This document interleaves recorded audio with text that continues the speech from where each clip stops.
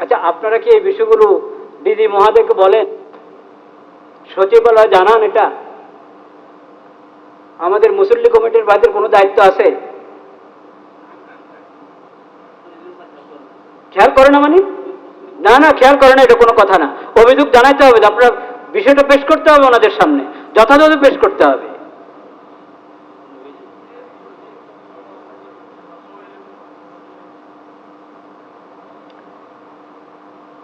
ওনাদের অনেক ব্যস্ততা, ওনাদের সামনে বিষয়টা যথাযথ উপস্থাপন করতে হবে যে মসজিদের ভিতরে তো কিছুদিন থেকে চলছিল মাশাআল্লাহ সুন্দর, ভিতরে কমপক্ষে যথাযথ আওয়াজ বোঝা যেত, শোনা যেত।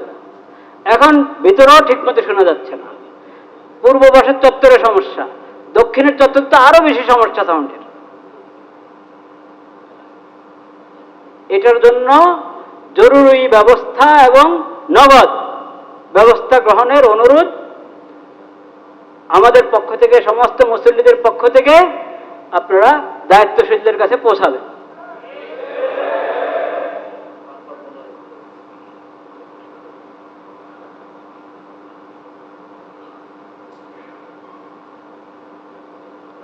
বারবার বলা হয়েছে, এই কথা বলবেন না।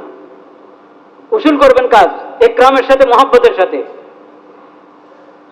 একরামের সাথে, মহাব্বতের সাথে কাজ উসুল করতে হবে।